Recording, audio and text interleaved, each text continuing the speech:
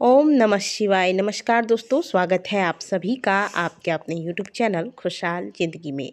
दोस्तों, कल है 9 दिसंबर दिन सोमवार और सोमवार के दिन उदया तिथि में हमें अष्टमी की प्राप्ति हो रही है, इसलिए कल पूरे दिन अष्टमी तिथि मान्य होगी। और महादेव के भक्तों के लिए जितना महत्वपूर्ण त्रयोदशी तिथि, चतुर्दशी तिथि और सोमवार का दिन होता है, उतना ही महत्व सोमवार के दिन पड़ने वाली अष्टमी तिथि का भी होता है, जिसे कि सोमवारी अष्टमी के नाम से जाना जाता है। शिव महापुराण के अनुसार सोमवार की अष्टमी जिस दिन पड़ती है, यह दिन होता है भगवान भोलेनाथ और माता पार्वती के मिलन का दिन।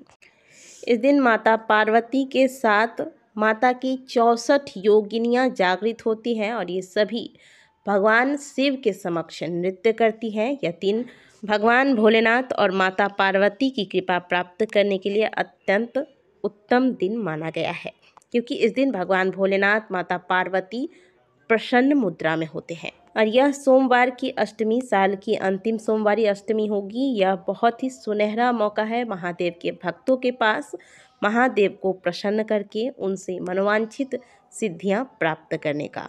सोमवार की अष्टमी तिथि का वर्णन शिव महापुराण के अंतर्गत किया गया है और इसमें सोमवार की अष्टमी पर किए जाने वाले बहुत ही सुंदर सुंदर से उपाय बताए गए हैं, जो कि आज की वीडियो में हम आपके साथ शेयर करने वाले हैं।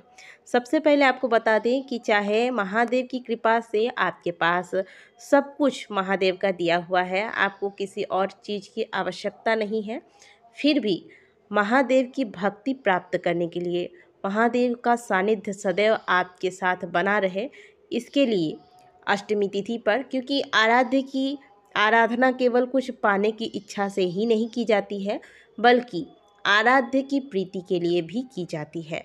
इसीलिए भले महादेव की कृपा से आपके पास सब कुछ है महादेव का दिया हुआ, फिर भी आज अष्टमी तिथि पर प्रदोष काल में महादेव के मंदिर अवश्य जाएं और महादेव के शिवलिंग पर बेलपत्री अर्पित करें। इससे आपको सदैव सदाशिव का सानिध्य प्राप्त होता है। तो ये कार्य सभी शिव भक्तों को करना है जो महादेव की प्रीति प्राप्त करना चाहते हैं, सदैव महादेव का सानिध्य चाहते हैं। अब बात करते हैं आज के दिन उपाय में आपको क्या करना है। जब भी सोमवार की अष्टमी तिथि आपको प्राप्त होती है, सोमवार की अष्टमी पर महादेव के मंदिर जाएं और 5 बेलपत्र जो कि कहीं से भी कटे फटे ना हो, इस प्रकार के बेलपत्र ले लीजिएगा। इसे धोकर इसमें सुंदर से आप हो सके तो चंदन का लेप कर दें, नहीं तो आप बिना चंदन लगाए भी इस बेलपत्र को अर्पित कर सकते हैं। 5 बेलपत्र ले जाइए और यह 5 बेलपत्र महादेव के शिवलिंग पर अपनी कामना कहकर अर्पित कर दे।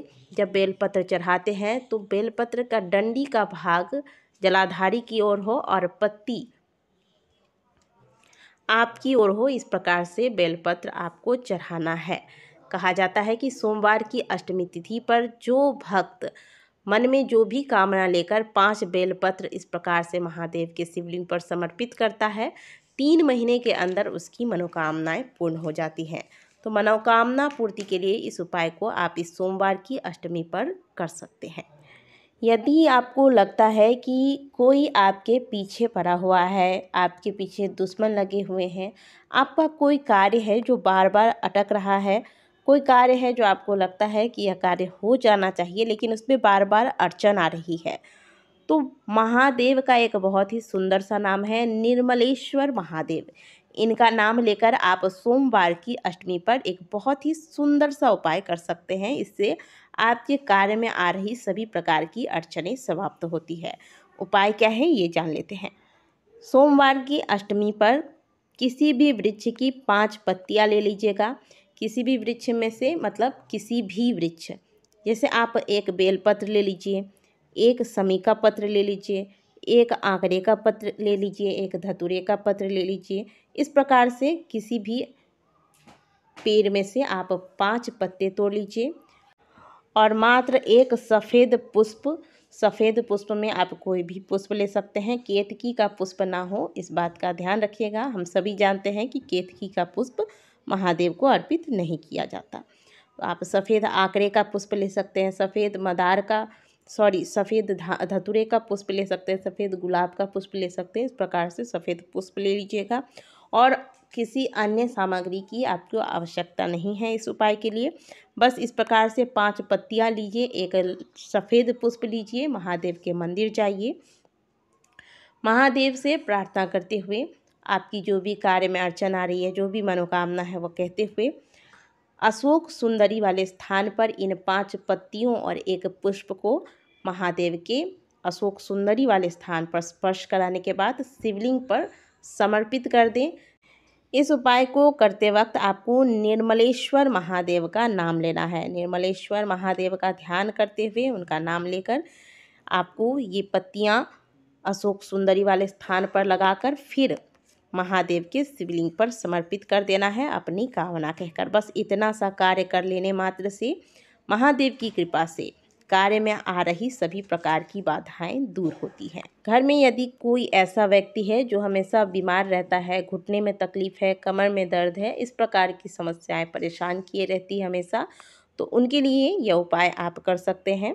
जब भी सोमवार की अष्टमी पड़े 14 दाने आप चने के दाल के ले लीजिएगा और उस बीमार व्यक्ति के ऊपर से आपको 14 बार उतार लेना है, यानी कि 14 बार आप इसे निहुच लीजिएगा। इसके बाद इस जो 14 आपने चने के दाल रखे हैं, इन 14 चने के दाल के दानों को लेकर महादेव के मंदिर जाइए, महादेव का ध्यान करके बीमार व्यक्ति के लिए प्रार्थना करते हुए यह 14 दाने चने के दाल के जो आप लेकर गए हैं, यह महादेव के शिवलिंग पर समर्पित करके वापस घर को आ जाए। इस उपाय को करने से जो व्यक्ति हमेशा बीमार होते हैं उनकी बीमारी में सुधार आने लगता है। तो इस प्रकार के कुछ बहुत ही सुंदर सुंदर से उपाय बताए गए हैं शिव महापुराण के अंतर्गत, जो सोमवार की अष्टमी पर आप करके महादेव की कृपा से अलग अलग प्रकार की समस्याओं का समाधान प्राप्त कर सकते हैं। तो 9 दिसंबर को उदया तिथि में हमें अष्टमी तिथि की प्राप्ति हो रही है, इसलिए दिन भर अष्टमी तिथि ही मान्य होगी। तो आप सोमवार की अष्टमी पर ये उपाय कर सकते हैं।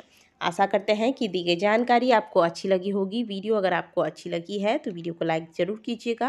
मिलते हैं आपसे अगले वीडियो में, तब तक के लिए ओम नमः शिवाय, हर हर महादेव।